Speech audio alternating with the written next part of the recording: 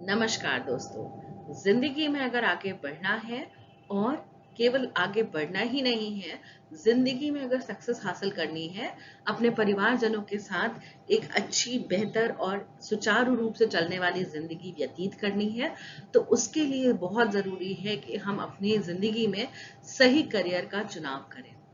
सही करियर का चुनाव हम तभी कर सकते हैं जब हम जानते हो कि हमारे लिए क्या बेहतर है।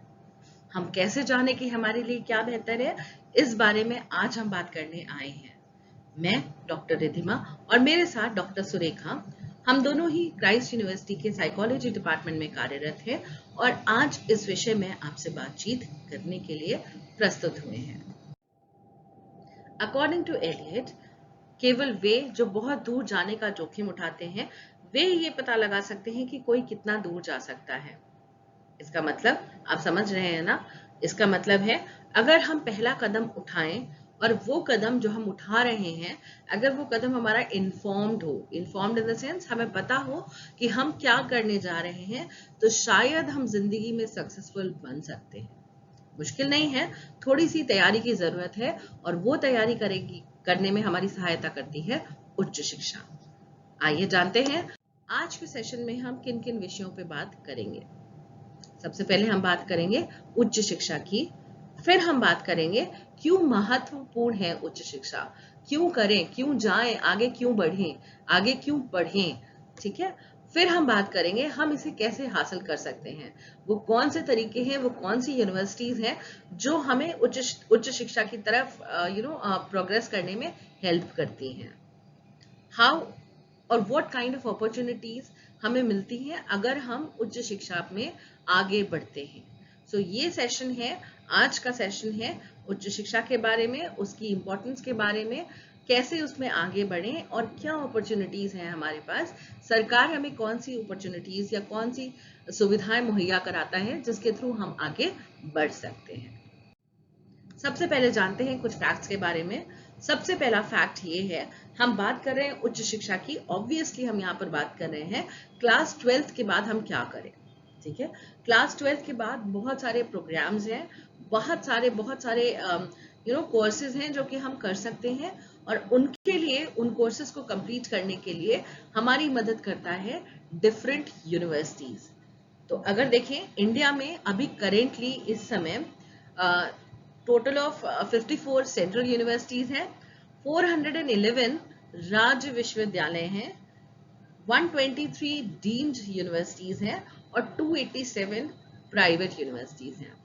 इसका मतलब है एक्चुअली में अगर हम आगे बढ़ने की सोच रहे हैं तो हमारे पास पढ़ने के लिए जगहों की कमी नहीं है, हमारे पास पढ़ने के लिए यूनिवर्सिटीज की कमी नहीं है। हम सेंट्रल यूनिवर्सिटीज में दाखिला ले सकते हैं, स्टेट यूनिवर्सिटीज में जा सकते हैं, डीम्ड टू बी यूनिवर्सिटीज या डीम्ड यूनिवर्सिटीज में भी जा सकते हैं, और नहीं तो हम प्राइवेट यूनिवर्सिटी से भी हायर एजुकेशन को हासिल कर सकते हैं। उच्च शिक्षा के माध्यम से हमें न केवल समृद्ध करियर और वित्तीय सुरक्षा मिलती है, बल्कि हमारी जिंदगी की गुणवत्ता भी बढ़ जाती है। एक आरामदायक जीवन शैली, सामान्य कौशल और व्यक्तिगत विकास के साथ साथ हम जान सकते हैं कि एक अनुशासित जीवन जीने का क्या महत्व है।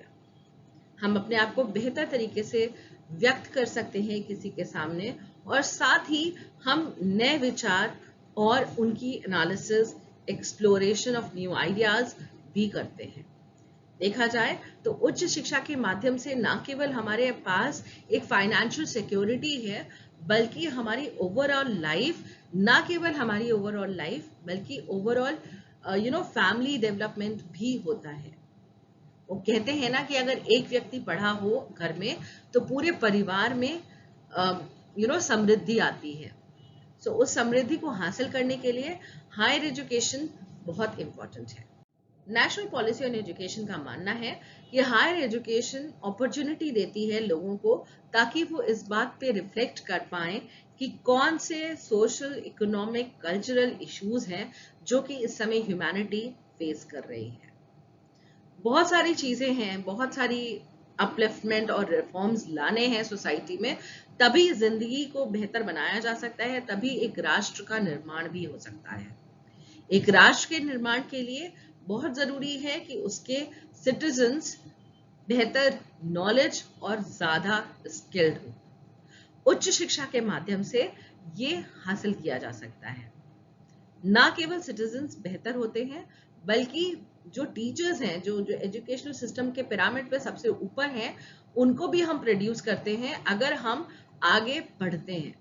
अगर हम अभी आगे बात करेंगे इस बारे में कि अगर हम क्लास 12 के बाद यूजी, पीजी और पीएचडी करते हैं तो ऑब्वियसली हम टीचर्स की संख्याओं को भी बढ़ा रहे हैं, टीचर्स की संख्या को भी बढ़ा रहे हैं। और अगर टीचर्स हमारे पास अवेलेबल हैं तो हम ज्यादा बेहतर तरीके से अपने सिटीजन्स को शिक्षित कर सकते हैं। So National Policy on Education has said that higher education will provide you with an opportunity, with an option to reflect upon what you can do to make the society better, what you can do to develop, what you can do to for the development of your nation, and what you can do and how you can achieve being what you are capable of becoming. Higher education हमेशा हासिल करना आसान नहीं है। बहुत सारी चुनौतियां आती हैं हमारे सामने जब हम बात करते हैं हायर एजुकेशन की। सबसे बड़ी चुनौती तो है भर्ती की, क्या हम अपने चहेते सब्जेक्ट में एनरोल हो पाएंगे या नहीं।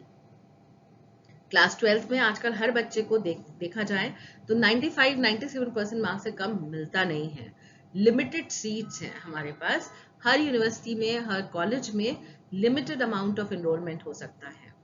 सो क्या करें उस टैलेंटेड स्टूडेंट का, क्या करें उस टैलेंटेड बच्चे का जिसके पास एबिलिटी तो है बट एनरोलमेंट नहीं है in universities. So this is a big challenge which is facing higher education right now.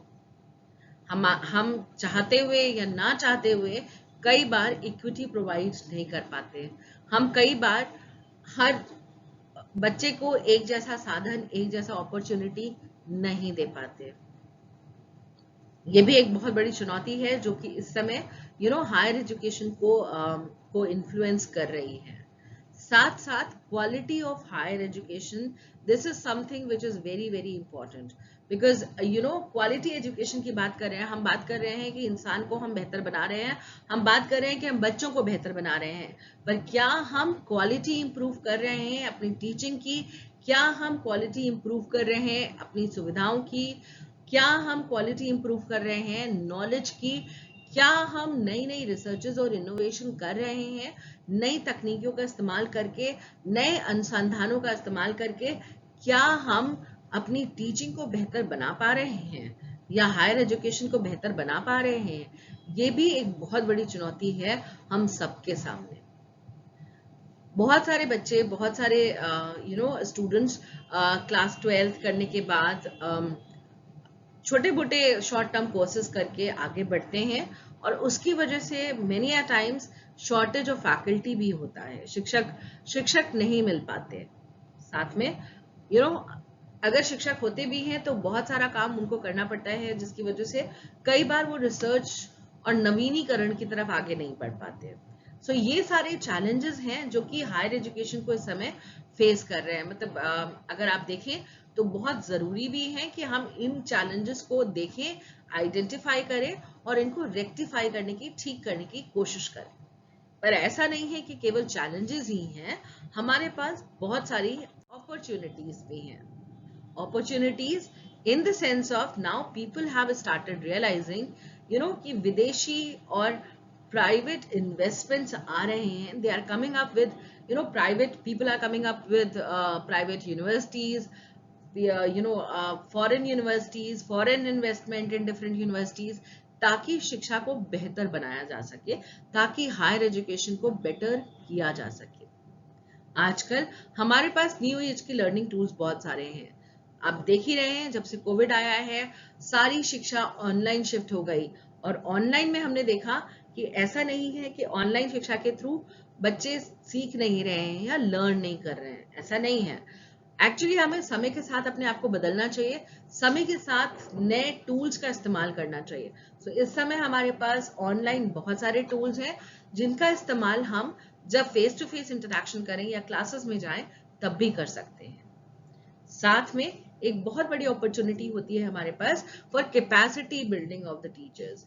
अगर हायर एजुकेशन के इंस्टीट्यूट्स, अगर organisations, academic staff, colleges teachers की कैपेसिटी बिल्डिंग के ऊपर भी फोकस करें तो ऑब्वियसली बहुत सारी ग्रोथ इंडिविजुअल्स की, स्टूडेंट्स की भी होगी। okay?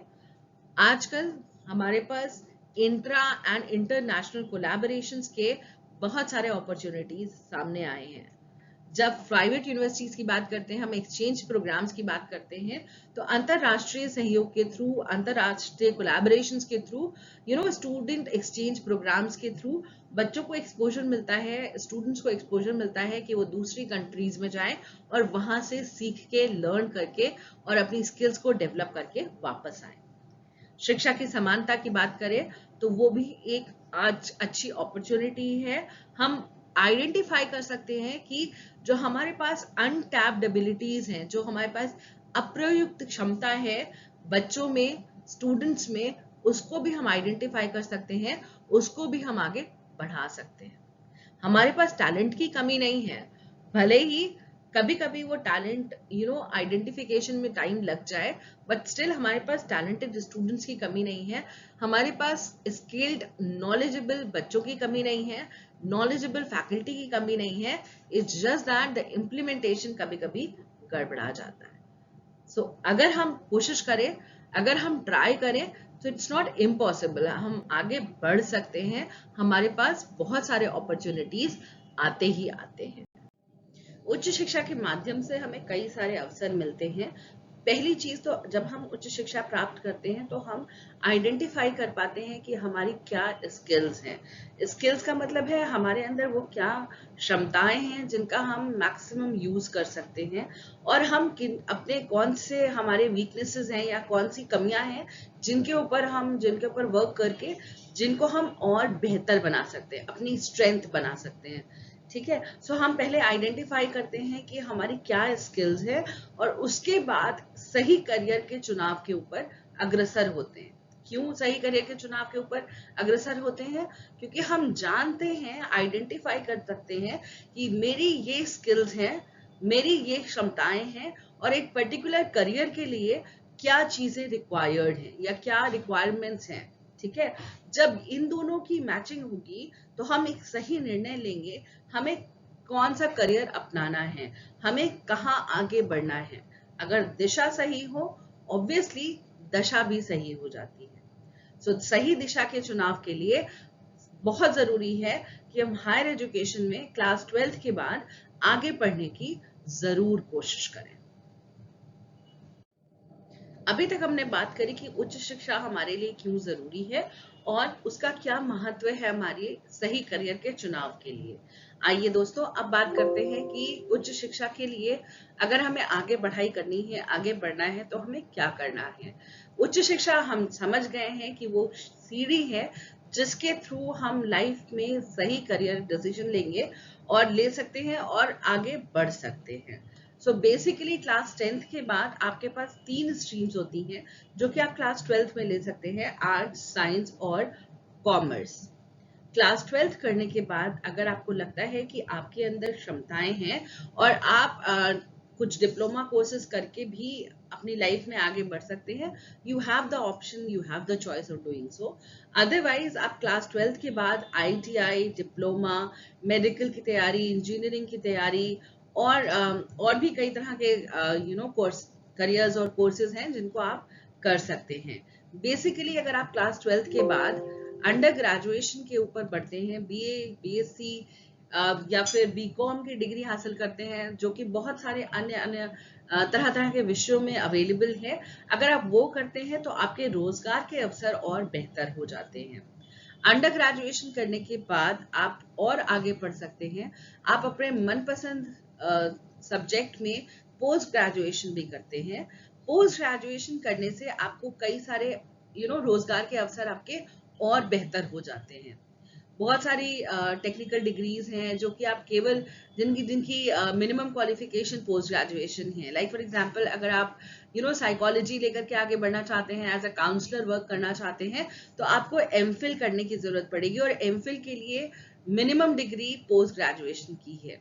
अगर आपको लगता है कि आपकी लाइफ में एज अ पर्सन आप ज्यादा सूटेड हैं रिसर्च करने के लिए, देन ऑल्सो आपको पोस्ट ग्रेजुएशन मिनिमम है for a subject, and then post graduation करने के बाद आप पीएचडी कर सकते हैं एज अ रिसर्चर, किसी ऑर्गेनाइजेशन में वर्क कर सकते हैं। सो देखा जाए तो पोस्ट ग्रेजुएशन के बाद भी अवसरों की कमी नहीं है, अवसर खत्म नहीं होते पढ़ाई करने के। सो आप एमफिल की डिग्री हासिल कर सकते हैं, जो कि स्पेशलाइजेशन है, टेक्निकल नॉलेज आपको प्रोवाइड करती है। आप किसी स्पेशलाइज्ड एरिया या किसी स्पेशलाइज्ड सब्जेक्ट में काम कर सकते हैं। उसके अलावा आप पीएचडी भी कर सकते हैं। पीएचडी वैसे देखा जाए तो हाईएस्ट डिग्री है, और पीएचडी करने के लिए भी आपको पोस्ट ग्रेजुएशन उस सब्जेक्ट में करना जरूरी है। आफ्टर पीएचडी अगर आपकी इच्छा है कि आप बेहतर हैं एज अ टीचर, आप अच्छा पढ़ा सकते हैं, आपके अंदर वो क्षमता है कि आप बच्चों से कनेक्ट करके अपनी नॉलेज शेयर कर सकते हैं, सो आप बेसिकली पीएचडी करने के बाद एज अ टीचर भी वर्क कर सकते हैं, एज अ फैकल्टी भी वर्क कर सकते हैं। पीएचडी की डिग्री हासिल करने के बाद उसके बाद भी एक और डिग्री होती है, वो भी आप चाहें तो ले सकते हैं, पर पीएचडी की डिग्री आपको अलाउ करती है that you can be a researcher और you can be a practitioner. If you have also done MPhil तो आप प्रैक्टिशनर भी हो सकते हैं, और आप एकेडमिक्स में भी जा सकते हैं, यानी कि आप उच्च शिक्षा आयोग के थ्रू या डिफरेंट यूनिवर्सिटीज में नेट एग्जाम के थ्रू, बेसिकली बेसिक क्वालिफिकेशन वही है कि आप नेशनल एलिजिबिलिटी टेस्ट क्लियर करें और आप एकेडमिक्स में हायर एजुकेशन इंस्टीट्यूट में कार्यरत भी हो सकते हैं। अब बात करते हैं कि हमारे पास क्लास 12th के बाद कौन कौन से सब्जेक्ट्स हैं या कौन कौन से ऑप्शंस हैं।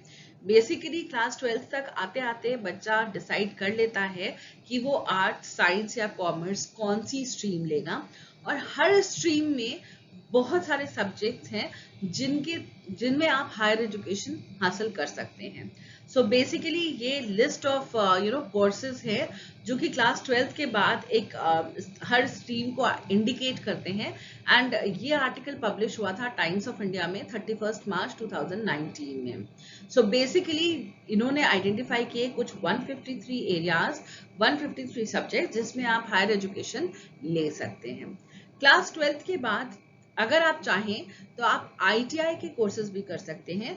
ये टेक्निकल कोर्सेज होते हैं, और इन टेक्निकल कोर्सेज के बाद you can be employed in railways. So एक अगर आप रेलवेज में जाना चाह रहे हैं तो आप आईटीआई के कोर्सेज करें। ये जनरली 1 ईयर के होते हैं, 1 ईयर के होते हैं, और आपको टेक्निकली साउंड बनाते हैं in different areas.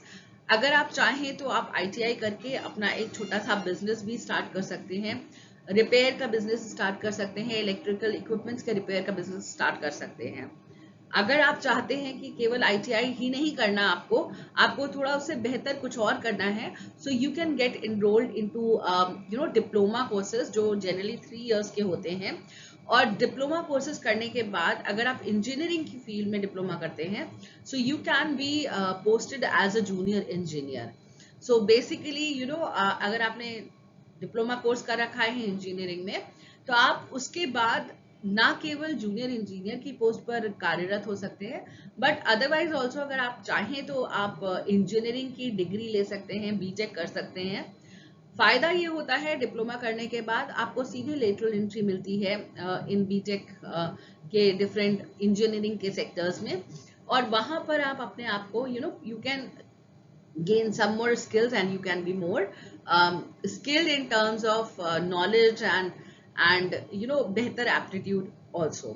So basically आप डिप्लोमा भी कर सकते हैं, डिप्लोमा के बाद आप इंजीनियरिंग के कोर्सेज में इनरोल होकर के आप लेटरल एंट्री ले सकते हैं।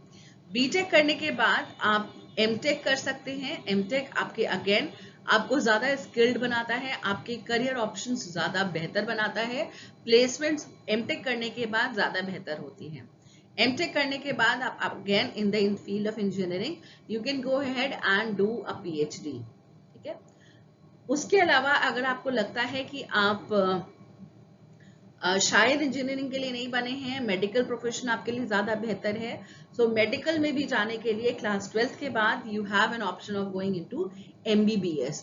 सो एमबीबीएस का एंट्रेंस एग्जाम अगर आप क्लियर करते हैं, देन आपके पास केवल केवल आयुर्वेद या फिर होम्योपैथी की डिग्री नहीं ले सकते, उसके अलावा भी आपके पास बहुत सारे ऑप्शंस होते हैं।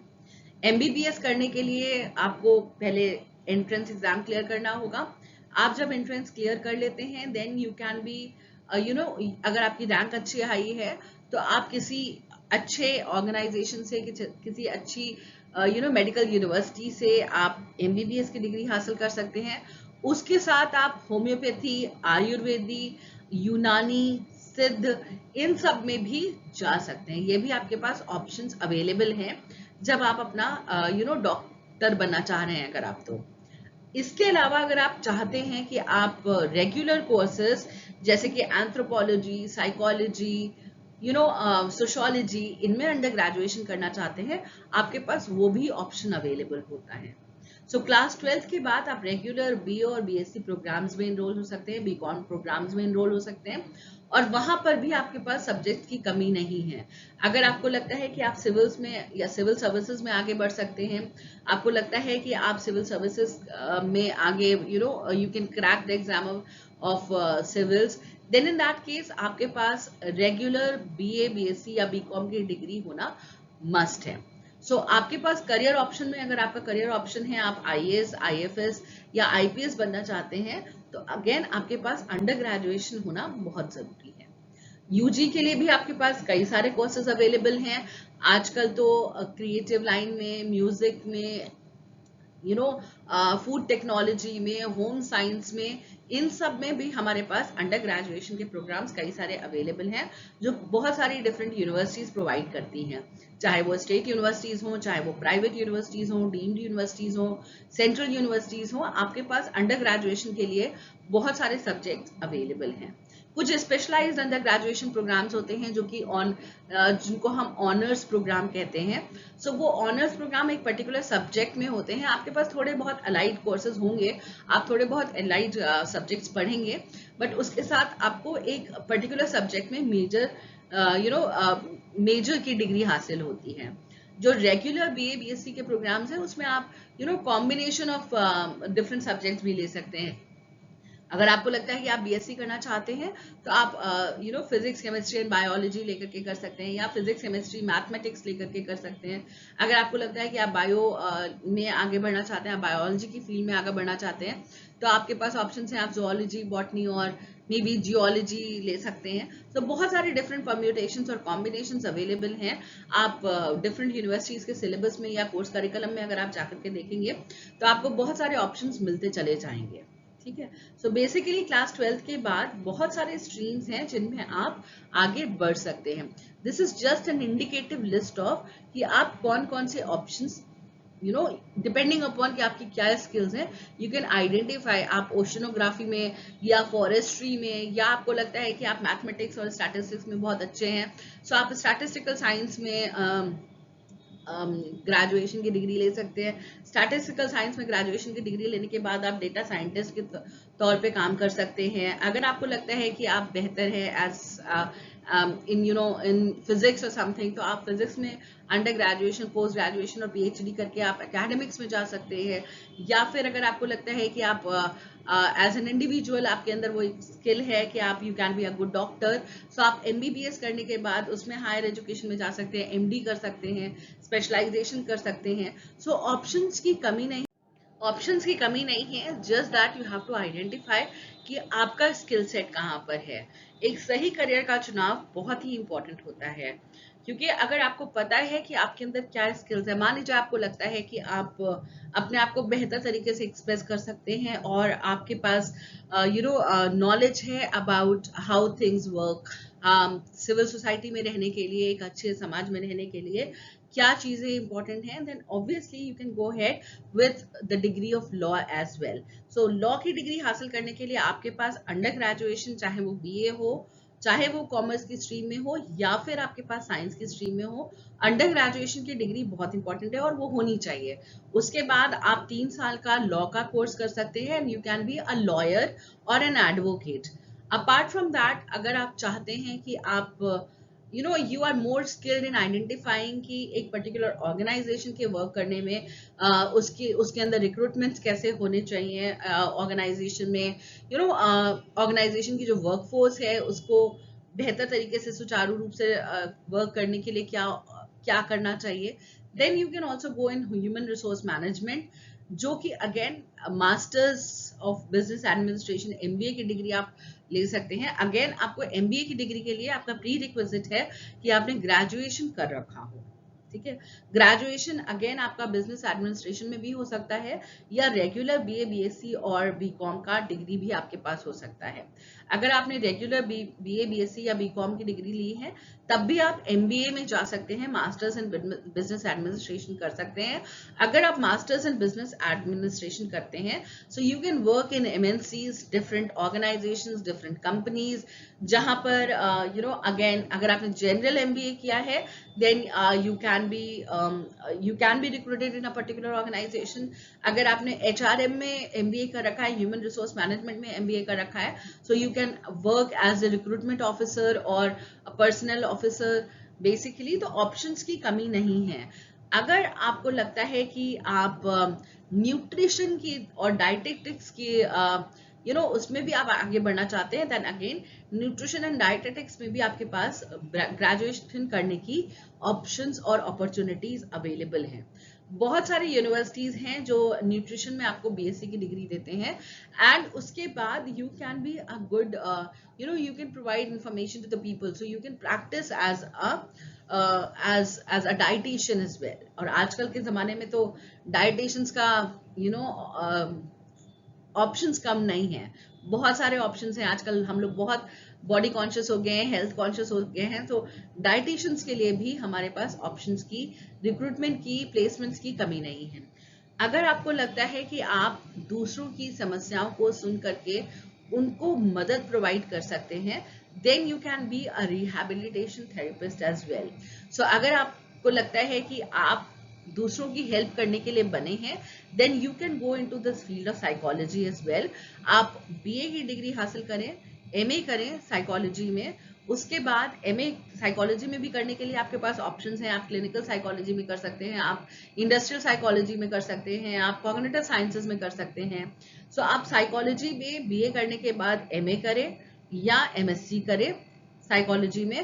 उसके बाद you can open you can be a counsellor. अगर आप क्लिनिकल साइकोलॉजिस्ट के तौर पे काम करना चाहते हैं, देन आपको एमफिल करना पड़ेगा from rehabilitation council of India approved organisations या इंस्टीट्यूशंस के अंडर में. उसके बाद you can be a licensed practitioner in the field of psychology as well. आजकल बहुत ऑर्गेनाइजेशंस और यूनिवर्सिटीज में और स्कूल्स और कॉलेजेस में भी मैंडेटरी कर दिया गया है कि स्कूल काउंसलर्स होने हैं. सीबीएसई ने मैंडेटरी कर दिया है कि हर स्कूल में एक काउंसलर होना है. So basically with the help of psychology degree आप एमफिल करें साइकोलॉजी में, उसके बाद as a special educator, as a counsellor, you can be recruited into various schools as well. Options are no less. It's just that you have to identify where your skill set lies. Apart from that, if you want to work in schools या schools में आप काम करना चाहते हैं तो आपको BA करना है. BA के बाद आप B.Ed कर सकते हैं, which is Bachelor in Education की डिग्री, and उसके बाद you can work in various schools as well. Okay, so schools में प्लेसमेंट्स के लिए मस्ट है आपके पास B.Ed की डिग्री होनी चाहिए. उसके अलावा आप M.Ed भी कर सकते हैं, मास्टर्स भी कर सकते हैं. आप देख रहे हैं इस लिस्ट में vocational instrumental music, cinematography, photography, business management, CA, event management, बहुत सारे ऑप्शंस अवेलेबल हैं. It's just that you have to identify where your skills are lying.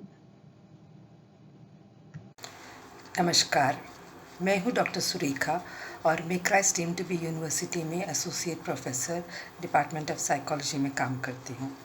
और अब तक आपने मेरे सहयोगी डॉक्टर रिद्धिमा शुक्ला से करियर के बारे में डिस्कशन किया. आपने अब तक ये समझा कि उच्च शिक्षा क्या होती है और उसका महत्वपूर्ण क्या है.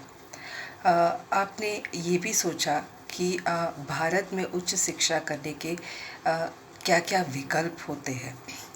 अब आगे आप मेरे साथ ये करियर के बारे में डिस्कस करेंगे. We will discuss about what is career and how does one decide one's career. What are the various factors which influence our career. यानी हम कैसे डिसाइड कर पाएंगे कि हमें कौन सा करियर चुनना है और ऐसे क्या क्या फैक्टर्स होते हैं जो हमारा एक करियर को डिसाइड करने में इन्फ्लुएंस करता है. तो हम आगे अभी इसके बारे में डिस्कस करेंगे.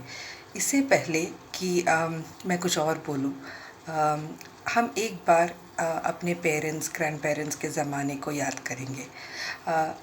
उन्होंने करियर को कैसे चूज़ किया, क्या करते थे वो लोग. अगर आप सोचते हो तो आपको ज़रूर याद आएगा कि वो सुबह 9 बजे तक दफ्तर निकल जाते थे और शाम को 4 या 5 बजे तक घर वापस आते थे और शाम को वो अपने घर के कामों में और फैमिली के साथ टाइम गुजारते थे. मगर क्या अभी आज के टाइम पे आप क्या ये सोच सकते हो कि ये हो सकता है. क्योंकि ज़्यादातर कोई भी आप जॉब ले लो, कोई भी आप करियर ले लो, 9 to 5 वाला कॉन्सेप्ट अभी नहीं रहा है. अभी हम देख सकते हैं कि बहुत सारे लोग देर रात तक काम कर रहे होते हैं और बहुत सारे लोग नाइट शिफ्ट्स कर रहे हैं और ऑल्सो हमने अभी पैंडमिक में टाइम में ये देखा कि घर ही दफ्तर बन गया है.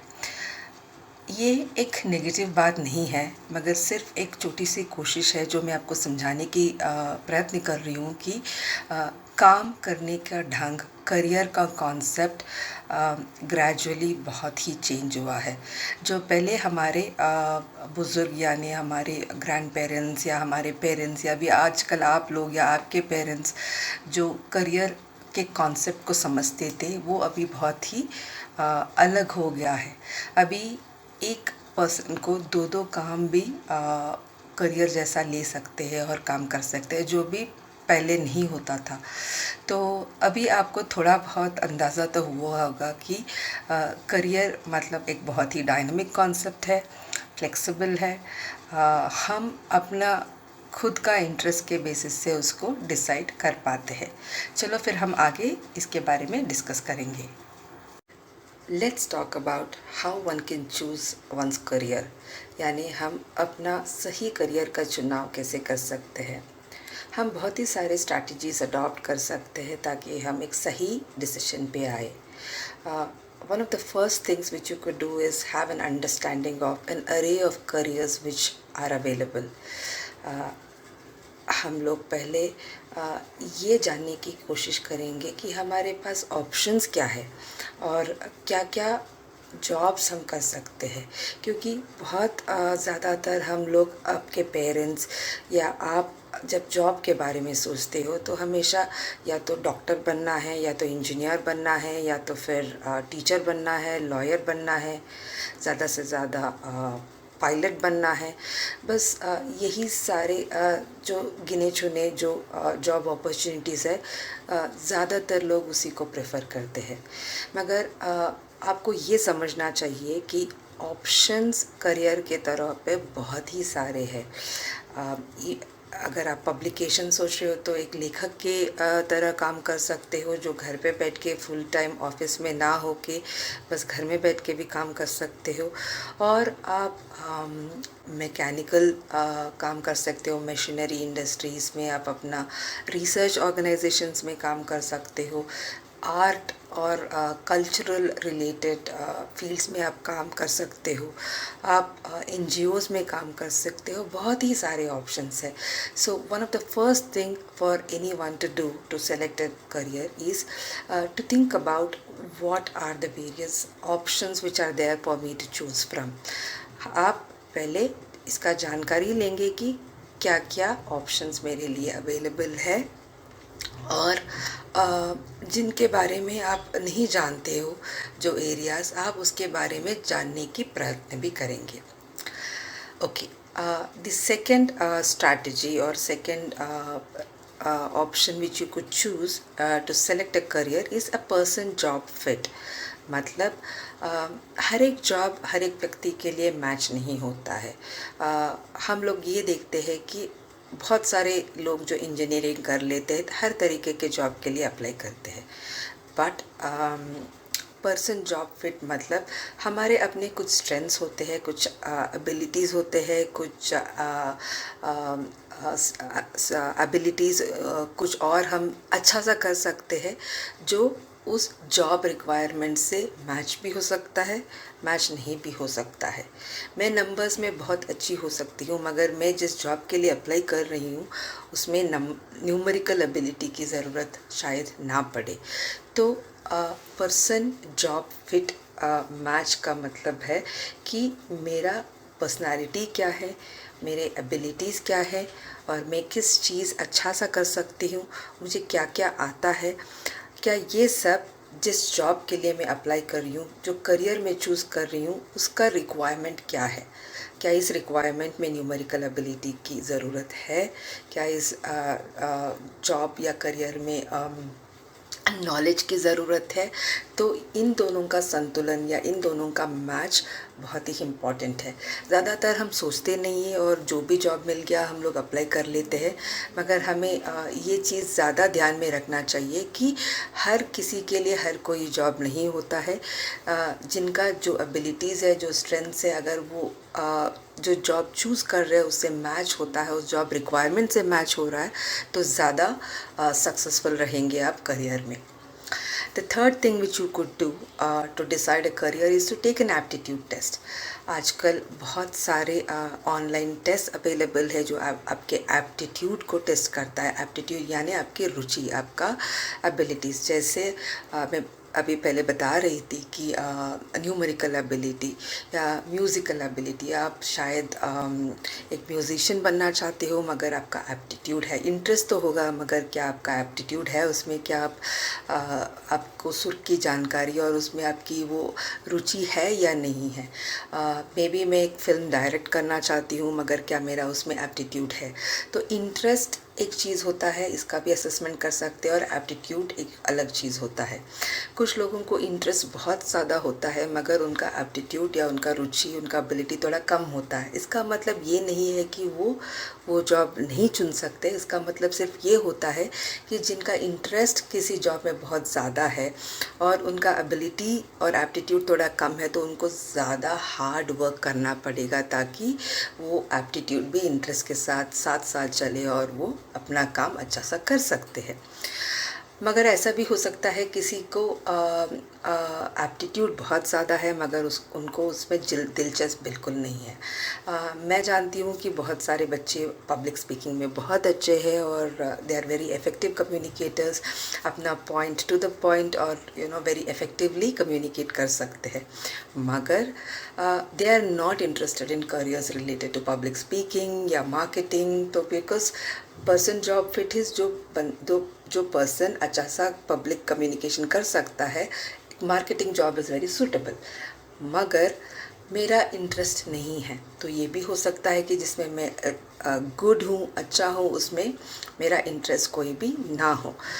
कोई बात नहीं है, मगर बस ये सोच सकते हैं कि एबिलिटी तो है, क्या करियर में, मतलब इसका मतलब ये भी नहीं है कि हम उसको नहीं चुनना है। तो पर्सन को सोच के ये देखना चाहिए कि आगे जाके अगर मैं मेरे एप्टीट्यूड है तो क्या मैं थोड़ा हार्ड वर्क करूँगी, उसमें थोड़ा इन्वॉल्व हो जाऊँगी, तो क्या मेरा इंटरेस्ट भी उसमें आएगा या नहीं। तो ये थे 3 फैक्टर्स अभी तक हमने जो सुना। अभी next strategy would B one of the best ways to decide about your career is to talk to your elders in the house. मतलब आप अपने घर में जो बड़े लोग हैं, जो बुज़ुर्ग हैं, उनसे बात करो, क्योंकि उनके पास एक्सपीरियंस है, उनके पास तजुर्बा है लाइफ का। वो जानते हैं कि क्या करने से सक्सेस मिल सकता है और उनका एक्सपीरियंस ने उनको बहुत कुछ सिखाया। तो बहुत सारे चीज़ें हमें जॉब करने से पहले जो सोचते हैं वो आइडियल होता है, मगर करने के बाद जो एक्सपीरियंस होता है वो रियल टाइम है। और लोगों को जो काम करने के बाद जो तजुर्बा आता है उससे वो लोग बेहतर सॉल्यूशंस या सजेशंस दे सकते हैं। तो अगर आपको टाइम मिले तो आपके घर में जो बड़े लोग या आपके प्रोफेसर्स हो या आपके टीचर्स हो, सबसे आप डिस्कस कर सकते हो कि क्या क्या ऑप्शंस है और उनको क्या क्या अच्छा लगता है। और इसके अलावा the next strategy would be to look at what is your introspection into it, यानी आपके आत्मनिरीक्षण। आप अपने आप को क्वेश्चन करो, क्या मुझे लोगों के साथ मिलके काम करना अच्छा लगता है, या फिर क्या मुझे अकेले खुद एक घर में बैठ के काम करना है। क्या मुझे ट्रैवलिंग पसंद है, जो जॉब्स में ट्रैवल होता है, या फिर क्या मुझे डेस्क जॉब पसंद है। क्या मुझे क्रिएटिविटी वाला एरियाज़ पसंद है, क्या मैं वो करना चाहती हूँ, या फिर मुझे रूटीन जो इंस्ट्रक्शंस के साथ जो काम डायरेक्शन सुपीरियर्स के साथ मिल सकता है, तो फिर क्या मैं सिर्फ उसी को इम्प्लीमेंट करके काम करूं। तो मैं चाहती हूं कि आप इन सब के बारे में सोचो और इंट्रोस्पेक्ट करो। Then you can also decide about your career based on reading. I would definitely encourage all of you to read about options. तो बहुत सारा इन्फॉर्मेशन जो मैं पहले आपको बता रही थी कि आपको पता नहीं होता है, तो वो आप उसके बारे में जानकारी कैसे मिलेगी। तो you will have to read. आप मैगज़ीन्स पढ़ो, न्यूज़पेपर्स पढ़ो, यूनिवर्सिटीज़ के वेबसाइट्स में जाओ, उनके पास क्या क्या कोर्सेज़ है एक्सप्लोर करो। फिर हायर एजुकेशन गवर्नमेंट वेबसाइट्स देखो। ये सब आपको देखने से आपको बहुत सारा इन्फॉर्मेशन मिलेगा और आप बेहतर डिसीजन ले सकते हो। All this become very important in trying to decide upon what is the right career for you. So I think last but not the least, one of the other options, और एक option आप ये भी चुन सकते हो कि आप इंटर्नशिप्स करो, क्योंकि बहुत सारे टाइम पे हम जॉब ज्वाइन करते हैं और फिर हमें लगता है कि ये मुझे पसंद नहीं है और मैं इसमें कंटिन्यू करना नहीं चाहता हूँ या चाहती हूँ। तो हम लोग अक्सर 1 साल 2 साल 5 साल करने के बाद फिर डिसाइड करते हैं कि हमें फील्ड चेंज करना है। सो internships are one of the best options which help you to decide whether you want to continue in this job or not. क्या आप इसी में कंफर्टेबल फील कर रहे हो, क्या आप यही करना चाह रहे हो, तो ये डिसाइड कर सकते हो। तो अगर आपके प्रोग्राम कोर्स जो आप परस्यू कर रहे हो उच्च शिक्षा में, उसमें इंटर्नशिप्स है, तो उसका मैक्सिमम बेनिफिट उठाओ। आप देखो कि आप अलग अलग फील्ड्स, अलग अलग रोल्स ट्राई करके आप देखो आपको कौन सा वाला रोल ज़्यादा कंफर्टेबल और अच्छा लग रहा है और सेटिस्फैक्शन दे रहा है, तो आप उसी में आगे जा सकते हो। तो हमने ये देखा कि how do we decide a right career. Let's also look into a few other factors which can influence a career. अभी अब तक हमने जो डिस्कस किया वो बहुत ही इम्पॉर्टेंट फैक्टर्स है जो आप सब लोगों को सोचना चाहिए। ये सब कुछ आपके हाथ में है, आप एक्सप्लोर कर सकते हो, आप बात कर सकते हो और डिसाइड कर सकते हो। मगर हमें ये भी समझना चाहिए कि कुछ और फैक्टर्स होते हैं जो अपना इंटरनल या खुद का नहीं होते हैं, मगर एनवायरनमेंट रिलेटेड या सोशल या कल्चरल होते हैं जो हमारे डिसीजन को इन्फ्लुएंस करता है। जैसे कि हमारा रिलीजन, हमारा कल्चर। सो आपके फैमिली के हिसाब से कुछ रूल्स या रेगुलेशंस होते हैं या फिर कुछ रिस्ट्रिक्शंस होते हैं, तो फिर आपको उसी कायदे के अंदर ही रह के आपका काम को चूज़ करना पड़ेगा।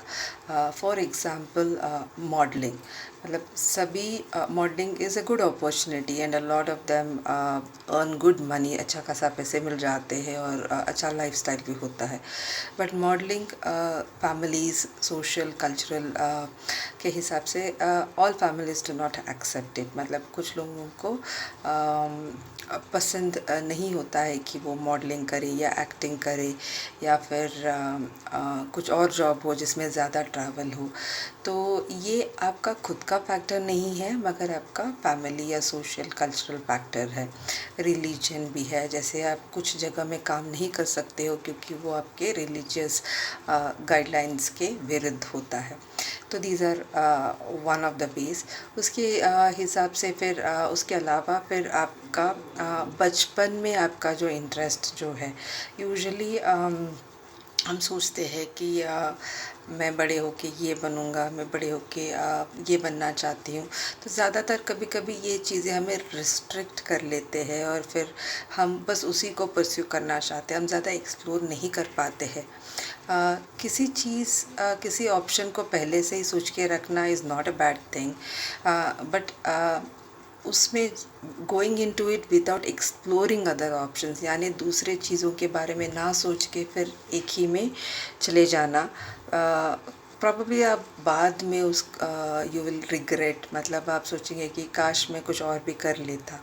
So that could be one of the factor which influences आपके खुद के इंटरेस्ट। जैसे किसी को रीडिंग पसंद है तो फिर there are many options for your abilities. फिर किसी को ड्राइंग पेंटिंग में इंटरेस्ट है तो क्रिएटिव फील्ड्स में बहुत सारे ऑप्शंस होते हैं, तो that is another important thing. और आपके लाइफ रोल, आपके लाइफ स्टेज, मतलब अभी आप 10th या 12th में हो तो फिर आप ज़्यादा टेंशन नहीं लोगे अब, क्योंकि अभी और टाइम है करियर बनने में, और फिर अभी आप पढ़ाई भी कर रहे हो तो आपका ग्रोथ डेवलपमेंट हो रहा है और आप कुछ कुछ चीज़ें जॉब्स के बारे में अभी से जान लेते हो। मगर जब आप डिग्री करते हो और फिर पोस्ट ग्रेजुएशन कर रहे हो, if you are doing that, then you are already exploring your options, you are looking at your options, you want to see which is the right career for you, and you want to decide what exactly you want to do. तो फिर that's a crucial stage because you are about to take a decision. फिर आप initial stages career में होगे, जब आपने job ले लिया और आप नए नए हो तो फिर आप ज़्यादा हार्ड वर्क, ज़्यादा मेहनत करते हो, क्योंकि you want to make a mark. मतलब आपको सबको प्रूव करना होता है कि आप अच्छा काम कर सकते हो, और फिर आपके मैनेजर्स या बॉस या कोई भी हो उनको आप खुश करना चाहोगे। फिर ऑल्सो जैसे अभी आप बाद में होगा कि आपने काम सीख लिया, आप जान लेते हो, तो फिर you want to move ahead in the ladder, मतलब आपको सीनियरिटी की ज़रूरत महसूस होती है। फिर आप ये भी चाहते हो कि रिकग्निशन मिले, अवार्ड्स या फिर अप्रिसिएशन, ये चीज़ें बहुत इम्पॉर्टेंट होते हैं। और ज़्यादातर जब लोग 40-50s में चले जाते हैं तो फिर उस स्टेज में most of the time they are not looking at initiating a career but rather maintaining, मतलब दे उसमें नया कुछ शुरू करने की कोशिश नहीं होता है 40 और 50 ईयर्स में, मगर जो भी उन्होंने अब तक किया बस उसको बचाए रखने की कोशिश रहती है कि बस और उसी में कंटिन्यू करें और कैसे भी करके हम आगे बढ़ जाए। And finally there will come a retirement stage. तो when we think about factors, अब ये जो करियर डिसीजंस होते हैं ये पूरे ये लाइफ साइकिल स्टेज के हिसाब से भी थोड़ा बहुत हमारे डिसीजंस रिलेटेड होते हैं। फिर अपना खुद का skills, your abilities, your talent, definitely that also makes a difference. आपका पास्ट एक्सपीरियंस, अगर आपने घर में किसी को कुछ काम करते हुए देखा और आपको वो पसंद आया या नहीं पसंद आया, या फिर आपने खुद भी इंटर्नशिप किया, आपको पसंद आया और आप चाहते हो कि आगे बढ़े, these are also some factors which can help you in deciding what you want to pursue further. And definitely आपका सोशो इकोनॉमिक स्टेटस और बैकग्राउंड, क्योंकि अगर आपको लगता है कि तुरंत मुझे नौकरी करना है और मुझे पैसे की ज़्यादा अर्जेंटली ज़रूरत है, तो फिर उसके हिसाब से आपको जो पहले मिल जाता है, जो ऑप्शन इजीली अवेलेबल है, उसके लिए ऑप्ट करोगे। मगर आप सोचते हो कि मनी अभी तुरंत इम्पॉर्टेंट नहीं है, मैं एक्सप्लोर कर सकती हूँ या कर सकता हूँ, तो फिर आप थोड़ा टाइम देके फिर एक्सप्लोर करके you will be open to other jobs. तो ये कुछ चीज़ें हैं जो हमारे हाथ में नहीं है, फिर भी हमारे करियर डिसीजंस को इन्फ्लुएंस करते हैं। Okay, in this slide you can see the theory which I was just talking about related to career development. जो रिसर्चर है सुपर, उन्होंने, आप ये पिक्चर में देख सकते हो कि हमारा हर एक लाइफ साइकिल स्टेज में हम करियर डिसीजन मेकिंग के अलग अलग टास्क करते हैं। जैसे मैंने ऑलरेडी बताया था कि आप जब स्कूल में हो तो फिर बस जॉब्स के बारे में थोड़ा बहुत जानकारी, ओरिएंटेशन बस थोड़ा ही होता है। Gradually when you move into 15 to 24 which is an exploration, आप डेलिबरेट इंटेंशनली आप ऑप्शंस के बारे में एक्सप्लोर करते हो। फिर then when you join a new job, it's an establishment, मतलब आपने नया जॉब लिया है, अभी हम बात कर रहे थे, और आप कोशिश करोगे कि उसको एस्टैब्लिश या उसको ठीक टिक के रखने के लिए सोचते हो। और फिर उसके बाद मेंटेनेंस, मतलब हमने इनिशिएट किया 5-10 साल 15 साल काम किया, फिर हम सोचते हैं कि इसको ऐसे ही आगे लेके जाए और फिर कहीं हमारा ऑप्शन ना चेंज हो जाए, जॉब ना छूट जाए। और फाइनली इट कम्स टू जब हमारे ओल्ड एज में है, एल्डरली एज में है, तो फिर decline, we do not have adequate energy to really pursue. तो जो 60s में है उनके ऑप्शंस जो 30s में है उनसे अलग होता है, और जो 18 है उनके ऑप्शंस 55 से अलग होते हैं। तो अपने एज के हिसाब से भी आपके ऑप्शंस डिफ़र करते हैं, और आपके एज के हिसाब से भी आप उस टाइम पे करियर के रिलेटेड क्या क्या टास्क में इन्वॉल्व होते हो वो भी अलग है। We discussed about factors influencing career or strategies, but it's also important to understand that once you join a job, that is not the end to it. Once you start a career, that's not an end to it. You have to constantly keep upgrading yourselves and updating your knowledge. हम लोग एक बार कोई भी job में join करते हैं, उसका and नहीं होता है, मतलब हमारा करियर सेट नहीं होता है। हमें आगे बढ़ने के लिए बहुत सारा ट्रेनिंग्स करने होते हैं, और हमारा नॉलेज को कॉन्स्टेंटली अपडेट करना होता है, और हमें अपने आप को अप टू डेट हमें रखना होता है। तो इसके लिए हमारे पास बहुत सारे ऑप्शंस हैं, जैसे कि आप इस स्लाइड में देख सकते हो कि बहुत सारे ऑर्गेनाइजेशंस या government departments are running various short term programmes. मतलब आप काम करते करते भी आपके अपने नॉलेज को अपडेट कर सकते हो, ताकि आप करंट रहो, और आप ये भी जान पाओ कि अभी, क्योंकि हम पढ़ाई तो कुछ बहुत साल पहले किए होंगे, तो फिर अभी एडवांसेस क्या है, अभी लेटेस्ट क्या है, वो सब चीज़ जानने के लिए हमें कॉन्स्टेंटली शॉर्ट टर्म कोर्सेज करके अपना नॉलेज और एबिलिटीज़ दोनों को अपडेट करना पड़ता है। तो इस स्लाइड में आप देख सकते हो कि कुछ ऑर्गेनाइजेशंस के नाम है, जैसे national institute of electronics and information technology, ministry of skill development and entrepreneurship, private state deemed to be universities, and then various ITIs, industrial training institutions। ये सब बहुत ही सारे शॉर्ट टर्म प्रोग्राम्स रन करते हैं, और आप उनके वेबसाइट्स में जाके देख सकते हो कि आप कौन सा ट्रेनिंग प्रोग्राम आपको बेनिफिशियल होगा, और वो आपको कैसे बेनिफिशियल होगा। इसके अलावा आप ये भी देख सकते हो, आजकल हमारा नॉलेज और ट्रेनिंग ऑनलाइन प्रोग्राम्स के द्वारा भी अपडेट कर सकते हैं। So once we take up a career, there are so many advances in it. तो मैं अपने आप को अप टू डेट रखने के लिए कोई गवर्नमेंट ऑर्गेनाइजेशन जाके शॉर्ट टर्म, मतलब फ़िज़िकली ऑफलाइन ना करके हमें ऑनलाइन भी एक कोशिश कर सकती हूँ। मतलब 3 महीने का होता है, 15 दिन का होता है, या 6 महीने का होता है, मगर फुल ऑनलाइन का एडवांटेज ये होता है कि मैं अपने हिसाब से कर लूँ, मुझे जब टाइम मिले पॉज करके। ये ज़रूरी नहीं है कि पूरा एक ही बार करना है।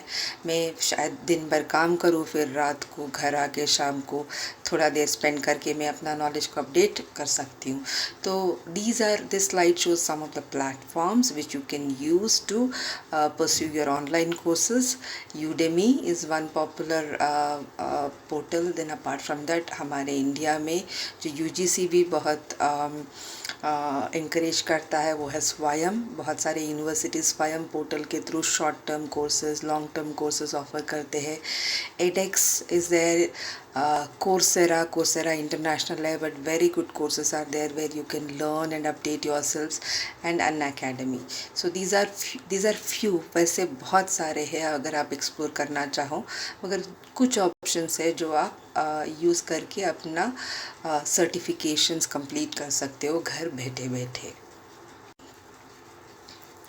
देन कुछ ऑर्गेनाइजेशंस ऐसे भी होते हैं कि आप उनके साथ काम भी करो और वो आपको पढ़ाई भी करने देते हैं। मतलब you can do both learning as well as earning at one go, which means आपको काम भी दिया जाएगा जिससे आप अपना सैलरी पा सकते हो या अपना स्टाइपेंड पा सकते हो, और साथ में आपका डिग्री भी कंप्लीट हो सकता है। So many organisations nowadays are encouraging this programme. बहुत सारे सॉफ्टवेयर कंपनीज़ है जो अपने एम्प्लॉयज़ को ये अपॉर्चुनिटी देते हैं, क्योंकि बहुत सारे आईटी कंपनीज़ में आप देख सकते हो तो इंजीनियरिंग करके फिर काम करना स्टार्ट करते हैं, और अगर उनको मास्टर्स करनी हो फिर या कुछ हायर डिग्री करनी हो तो फिर दीज ऑर्गेनाइजेशन जैसे पिट्स पिलानी हो या फिर कोई और एजुकेशन इंस्टीट्यूशन के साथ कोलैबोरेट करके उनको वो डिग्री हासिल करने में भी हेल्प करते हैं। So on this slide you can see the various educational institutions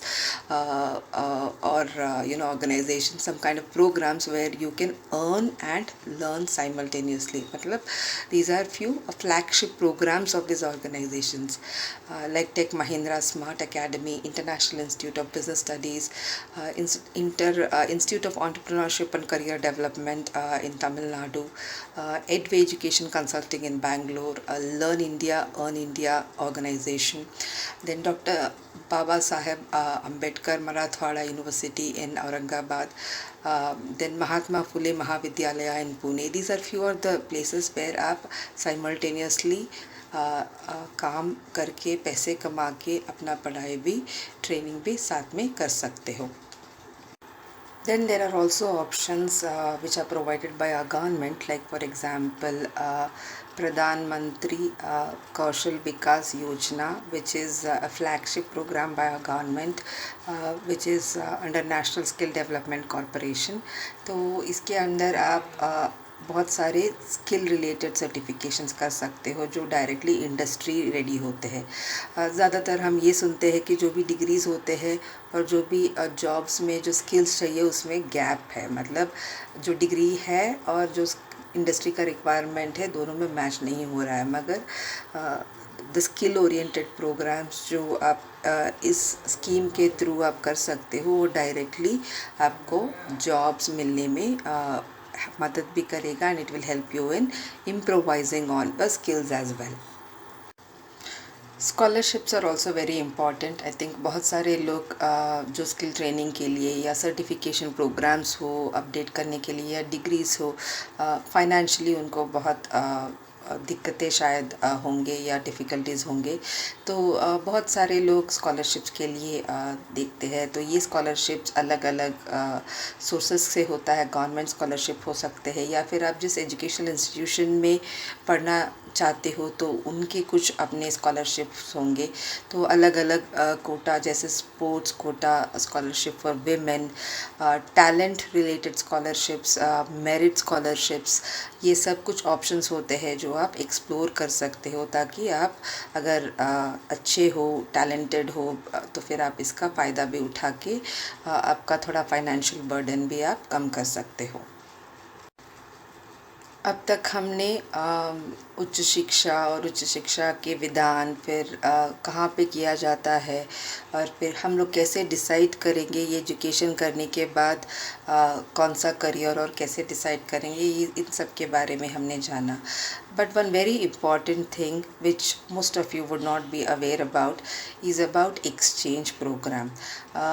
बहुत सारे यूनिवर्सिटीज़ जहाँ पे भी आप पढ़ रहे हो वो फॉरेन यूनिवर्सिटीज़ के साथ या फिर कुछ रेप्यूटेड गवर्नमेंट इंस्टीट्यूशंस के साथ उनके अपना मेमोरेंडम ऑफ अंडरस्टैंडिंग होता है, जिसके हिसाब से वो स्टूडेंट एक्सचेंज को फैसिलिटेट करते हैं। यानी कि आप अगर डिग्री दिल्ली में कर रहे हो या आगरा में कर रहे हो तो फिर आप 2 साल यहाँ पे पढ़ सकते हो और तीसरे साल उस पार्टनर ऑर्गेनाइजेशन में जाके आप अपना पढ़ाई कंप्लीट कर सकते हो। इस एक्सचेंज प्रोग्राम्स में कभी कभी डिग्री तो एक ही यूनिवर्सिटी से हो सकता है या कभी कभी दोनों पार्टनर यूनिवर्सिटीज़ के कोलैबोरेशन में भी आपको डिग्री मिल सकता है। तो बहुत कम ही लोग इस ऑप्शन को एक्सप्लोर करते हैं। आप भी अगर डिग्री कर रहे हो या पोस्ट ग्रेजुएशन कर रहे हो तो आप ये भी एक्सप्लोर कर सकते हो कि कोई फॉरेन एक्सचेंज या even within India are there any exchange programmes which are available for you. So with this, more or less we discussed about some very crucial and important things related to higher education. Then we discussed about the role of universities and what are the various kind of educational institutions which offer higher education. We looked into some specific options in terms of careers and fields and disciplines. We also looked into how do we decide on a career and what are the various factors which can influence a career.